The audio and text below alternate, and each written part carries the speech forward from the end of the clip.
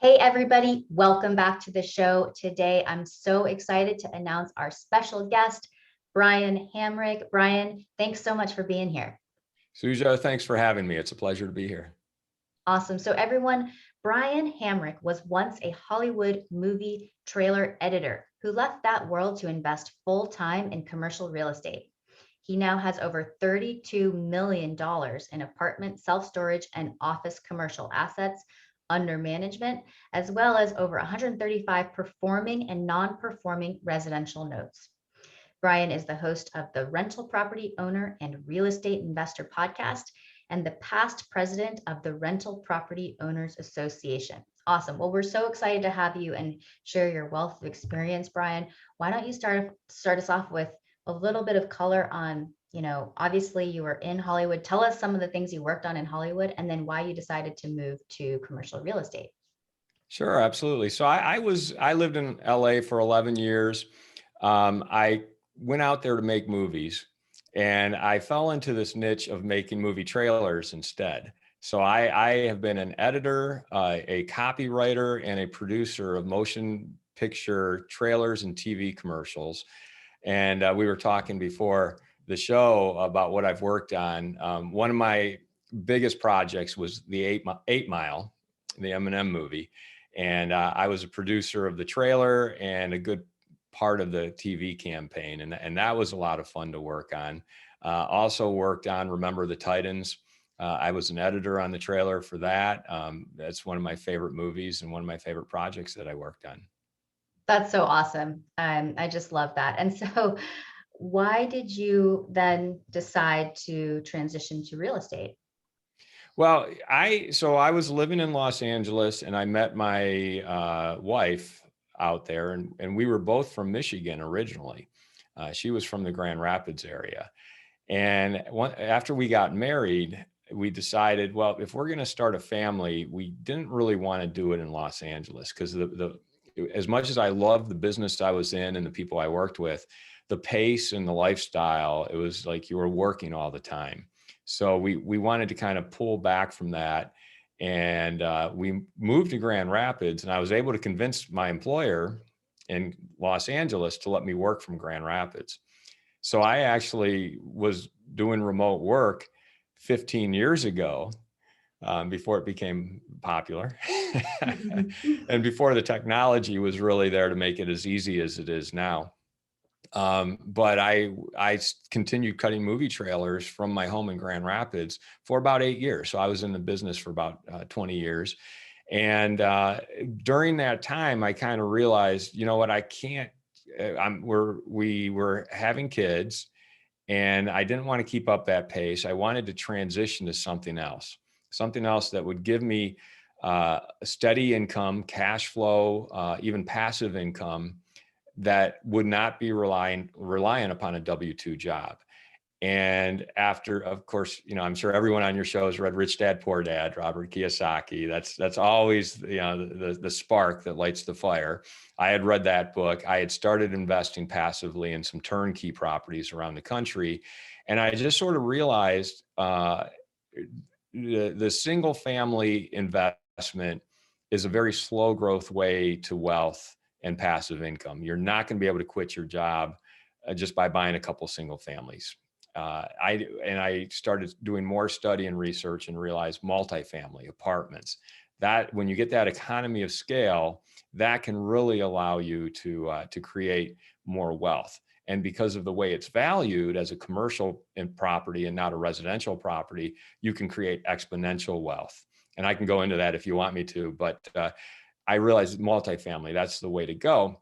But the challenge was, this was 2005 when we moved back to Grand Rapids. And having come from Los Angeles and having paid attention to the economy and what was going on in the world, I could tell we were in a bubble situation. You could just, the people I was following, the financial analysts that I paid attention to at the time, they all said it. I could see it coming from Los Angeles, where they were just putting up neighborhood after neighborhood in the middle of the desert. and people would wait in lines, 2 or 3 days before they'd start selling these things. I could see there's some sort of bubble situation coming up. And I waited until 2008 when the bubble had popped and it became a buyer's market. And being in Grand Rapids, which was a kind of a tertiary market at the time. It's now really more of a secondary market, but I could see that growth potential. And I could see the dynamics that were here in the city. And I just started buying multifamily. I bought a 12 unit, a 4 unit, a 37 unit. And within about 3 or 4 years, I built my portfolio to about 70 units. Wow, that's pretty awesome, Brian. And so just to give us an idea of what, the listeners of what they might be looking for, what was it that you could tell about Grand Rapids when you moved there? Was it like you were doing research or you could feel it, or tell us a little bit about how you knew it was a growing market? Well, I became aware of even though I grew up in Michigan, I grew up in the Detroit area, and Grand Rapids is on the other side of the state. And I don't think I'd ever really been to Grand Rapids until I met my wife, who's from here. And I always thought this is where the Bibles are made, because I think all the Bibles in the world are made here in Grand Rapids, or at least they were at the time. So that was my impression of it. But when I would come here, it was very dynamic. You could see crane, even during the Great Recession, there were cranes downtown, new construction going on. And there's a couple of things that really just kind of struck me.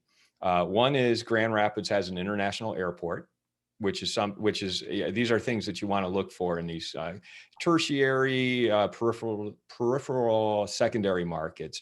Do they have an international airport? Do they have a zoo? What kind of culture do they have? Do they have like a museum, an art museum, public transportation, things like that? I won't say Grand Rapids does have public transportation. It's not like Portland where you're from, but they did check off all of those boxes. But the big thing about Grand Rapids was this private public partnership between the business owners and the business community and the city. And the fact that they were working together to revitalize downtown and the surrounding communities. And when I say the business community, this is where Amway is headquartered here in Grand Rapids. They're actually in Ada, which is right next door to Grand Rapids. But the DeVosses, the Van Andels, who started Amway, they seem to have unlimited funds, and they poured a lot of that back into the community. So when you drive around downtown Grand Rapids, you see the DeVos Performance Hall. You see the Amway Grand Hotel. You see the big stadium that it's big, massive stadium for 20,000 people downtown. You see the Van Andel Research Center, which does cancer research, genetic research. They built out a whole medical corridor, and it's not just the DeVosses. You have the Meyer family. People who are familiar with Meyer Superstore, it's like Walmart, only they started before Walmart. You have a lot of other ultra high net worth families who have really reinvested into this community. And that had a big impact on the viability of Grand Rapids. And it's really played out since I started investing during the Great Recession, because the values here, just like many places, have shot through the roof. Yeah, for sure. So that's awesome. How did you do it? Will you just talk about, say, your first deal? I mean, a lot of times we talk about the law of the first deal in this space and how important it is to get that first deal, and then the other ones start to come after that. Will you tell us about yours? Yeah, absolutely. So I knew I wanted to go multifamily, and we found a 12 unit is a historical property in the historical neighborhood of Grand Rapids, Heritage Hill. It was actually built by a Civil War veteran back in 1870. And this was a buyer's market, 2008. It had been sitting on the market for quite a while, $380,000 for this 12 unit. And it had professional management, but their philosophy was more just get people in the doors so they can fill the units, whether those people are qualified or not to pay their rent. My wife and I used our own money to buy this property. I always like to prove the model first before I bring in investors' money. And I figured this 12 unit was a great place to start. So we bought it. I had to make a decision early on. Do we want to manage it ourselves or hire professional third-party property management? And that was one of the best decisions I ever made, was to hire third-party professional management, because I am not cut out to be a property manager. I don't want to talk to the tenants unless they're happy and they're telling me great things. I don't want to deal with mechanical problems, plumbing problems. So we handed it over to a third-party management company. They went through and really just improved the property. Beautiful property, original hardwood floors, very well laid out for 12 units. It's like at some point, I think in the 20s, it had been gutted and intentionally turned into apartment units. So it was a wonderful property, and I kind of budgeted $40,000 that we'd have to put into bringing it up to decent standards. It ended up being closer to 90,000.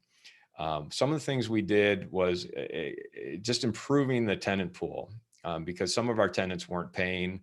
We had one couple that was in an abusive relationship, and at one point the cops busted in their door and left us with this big door repair bill. So the professional management, they got rid of the tenants who weren't paying or causing trouble, started going into the units, fixing them up, refinishing the hardwood floors, putting in new, we didn't do like granite countertops and everything. It was more like just repairing or replacing some of the countertops, cabinets, refacing or repainting the cabinets. The bathrooms actually had carpet on the floor, like that real thin kind of like yucky carpet. So yeah, it's like, I don't know who thought it was a good idea to put carpet in the floor in the bathroom. So we ripped that up, put in tile floors, made it feel nicer. Exterior paint, interior paint in the hallways. We really, within about 18 months, we really improved our tenant pool and made it a much nicer place, and turned it into a cash flowing property. Okay, and so did you just use your own savings? Did you get any sort of construction loan? And how did you guys qualify to buy? I mean, I guess it was only 380,000. Yeah, it was, you know, one of the things people tend to forget, because they say, oh, I should have started buying in 2008 or 2009. I should have bought everything. The problem was the lenders were scared and they weren't lending. Mhm. So you really had to have like good financial strength or some sort of high credit or whatever to even be considered to get a commercial loan. And because this was our first commercial project, we really had to check with a lot of lenders, really show our financial strength. And luckily I was working for my company in Los Angeles and getting paid California money here in Michigan. So that helped a lot, was just the W-2 income I had that the lenders were able to see. But we did put down 75% of the loan. I'm sorry, 25. We put down 25% of the loan. The lender put up 75%. It was a relatively easy process, but it was tough during that period to find lenders that would loan on commercial property, because that whole area, that whole asset class had been devastated during the Great Recession. For sure. And what about the construction costs for your rehab?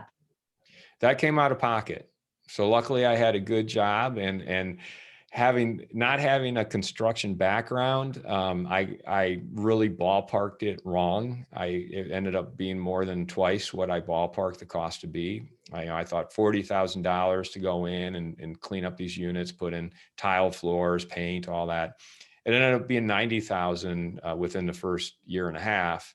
And then we kept putting money back into it as we went along to improve it. But I'm glad we did, because we added a lot of value to the property along the way. Awesome. Yeah, that's great. And do you still own that property? I do, actually. Okay. I do. It's I should probably sell it, because we're at a great point in the market where I don't even want to think. I could probably sell it for at least 100,000 a door. Awesome. After Yeah. paying 380 for it. Yeah.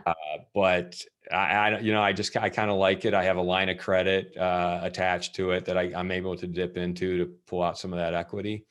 And it'd be hard for me to say. You should not get emotional about real estate. It should be a very financial and unemotional decision. But because that was our first property, and because it's such a gem, and that it's in a historic neighborhood, it's really hard for me to consider selling it. Yeah, for sure. And, I mean, you've done so much since then. So I would say, we're humans too. So I don't know. You don't always have to make just a purely business decision. Like, we're humans. So, and speaking of which, I know you invest across a ton of different asset classes, or several different asset classes.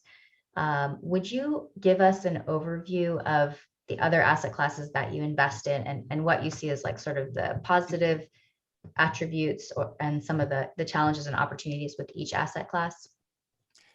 Sure, absolutely. So Suja, that was back in 2008. I built my 70 unit portfolio. Then I started syndicating. So you're right. I have done a lot of different asset classes. I've done a number of different syndications, primarily in apartments and multifamily. A 207 unit apartment complex here in Grand Rapids, a 96 unit apartment complex here in Grand Rapids. Got a development going on right now. So I have been active in that, but I started branching out. I realized that my expertise is best applied as sort of like looking at the big picture, structuring opportunities, and then raising money from investors, doing syndications or funds. And what I've turned to is finding rock star partners who really know their different asset classes, whether it be apartments, self-storage, performing and non-performing notes.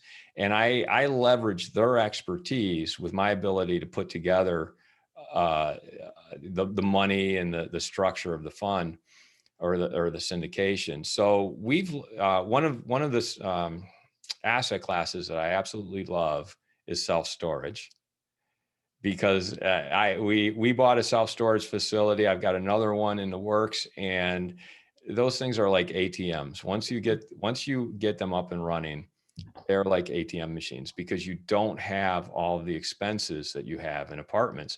You don't have the utility expenses. You don't have the plumbing issues. You don't have the people issues where tenants complain about this or that, or you have to evict the tenants. They're not, tenants in a multifamily and apartments are protected by fair housing rules. So if you're going to evict someone, you have to go through a process. If someone doesn't pay you, sometimes you have to take them to court.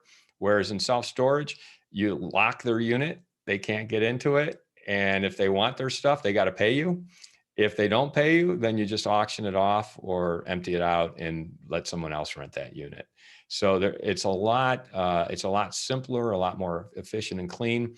And in apartments and multifamily, what I found is your expense ratio, that is how much of your gross income is going toward your expenses, can be anywhere from 50 to 60%. In self-storage, it's usually 30 to 35%. Because your expenses are so much lower there. And the opportunity to make money on a per square foot basis is really, really, really strong, and the cost to build it out. So we have done both. We've bought existing facilities from mom and pop owners who have taken really good care of their facilities, but they haven't pushed the market. They haven't brought the rents up as much, and they may not be using the latest technology, the internet technology, the websites that allow you to do automation. And if you bring those sort of efficiencies to the table, and that management efficiencies, and you start bringing the rents up to market rent, you can add a lot of value in a very short amount of time. For sure. I really like how you explained some of those concepts about what's attractive about self-storage. It's also an asset class that I definitely love and have invested in quite a lot. So yeah. Where are some of your self-storage facilities? The one we own right now is in just north of Lansing, Michigan. Okay. We have another one under contract in northern Michigan that is basically going to allow us to dominate the boat and RV parking storage up in that area. And I'm always looking. We had another opportunity that we developed in a small tertiary community. And this was one of the best investments I ever made, because we got the 3 acres under contract.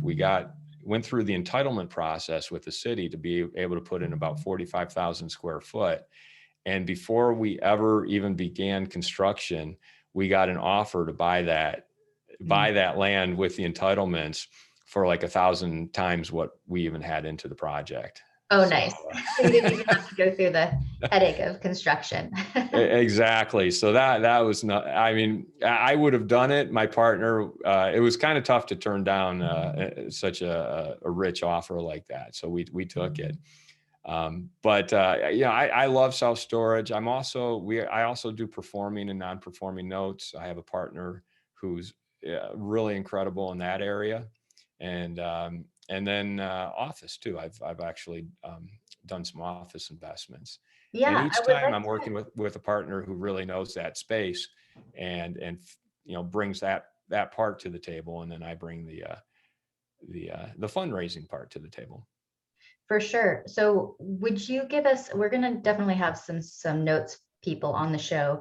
Would you tell us about office? Because I mean, obviously with COVID and remote work, I'm really curious to hear what you think about the space. Yeah, office it was really beaten down during coronavirus.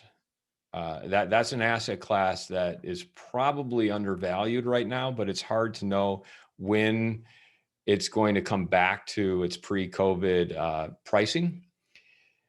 I think it's very specific to the location, the building, the age, the size, the type of tenants that you might get. And I think a lot of people are looking at office conversions right now. And that could be anything from converting office space to apartments, which is not always as easy to do as you might think, or just converting the type of tenants that you might have in that office. And there's a lot of, in my opinion, there's a lot of room for creativity right now. If you have the funds and the vision, I think that office is probably one of the most interesting places to be looking right now.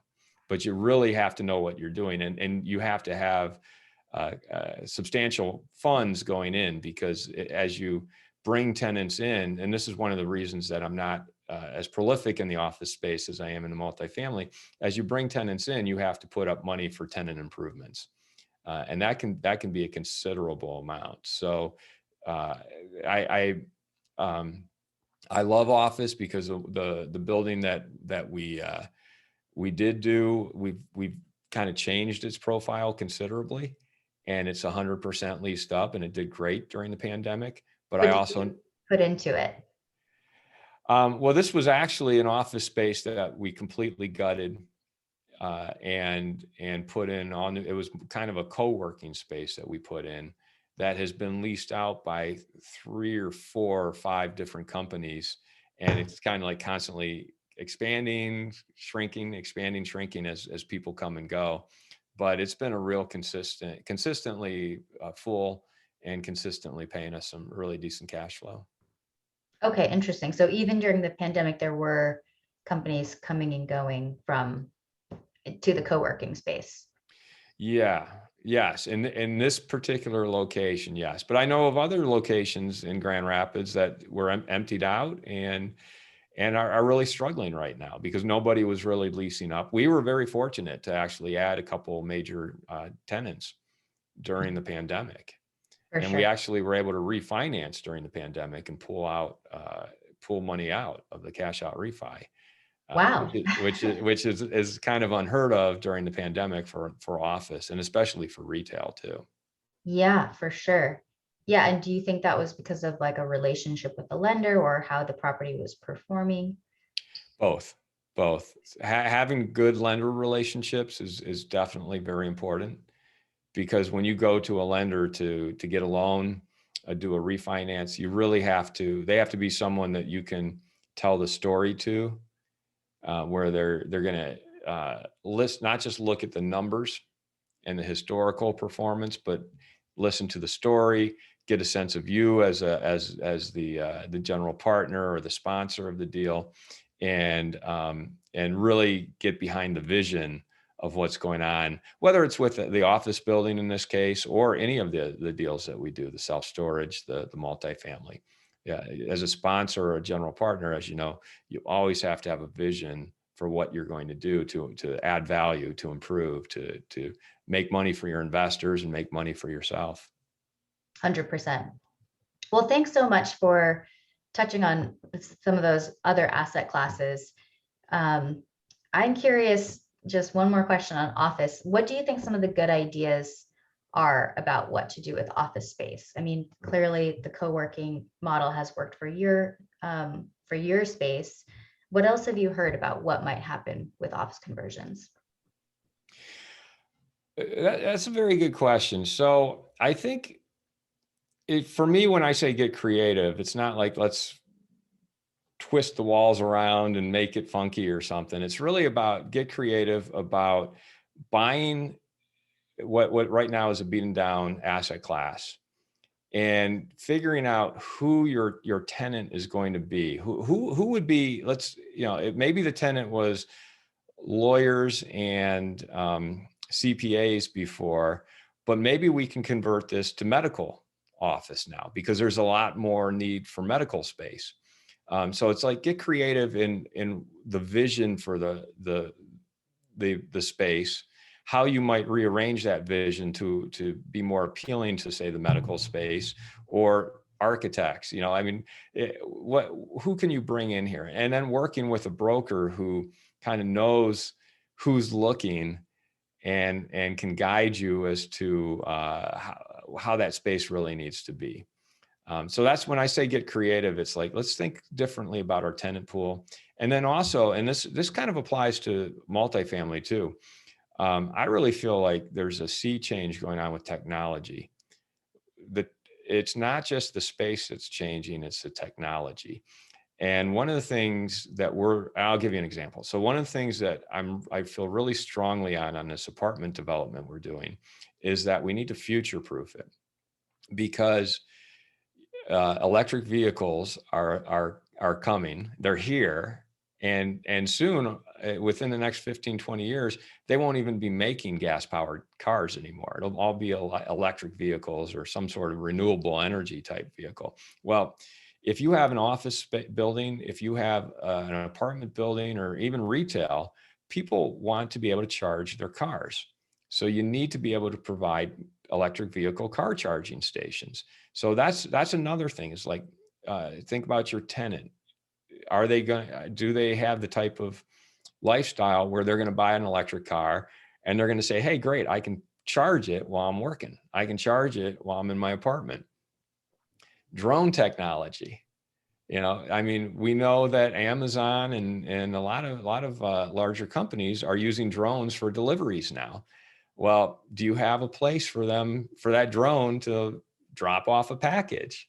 You don't want them just dropping it off on the sidewalk and on a busy street. Maybe you need a place on the roof. Mm-hmm. So start thinking about the future of these buildings and these spaces, and how maybe you don't add that technology now, but you kind of build it out so that it can be added as you go along. For sure. I think that's great. Just a great frame of mindset to be in, to be anticipating what the next up and coming trends are, to be more appealing to your possible tenant base. So thanks for those forward thinking ideas, Brian. Really great to hear from you. Thank you so much for sharing so much of your experience. Would you please take a moment to tell the listeners how they can get a hold of you and anything else you'd like to share? Sure. Thanks. You can find out more about me by going to higinvestor.com. That's Hamrick Investment Group, higinvestor.com. You can email me at Brian, Brian, at higinvestor.com. And like you said in the intro, I host a podcast called the Rental Property Owner and Real Estate Investor Podcast. Check it out. Awesome. Well, everyone, I hope you reach out to Brian. Brian, thanks so much for coming on the show and sharing your experience and knowledge with us. Look forward to seeing you next time. Thank you, Suja. I appreciate you inviting me, and I've enjoyed our time together. All right, bye.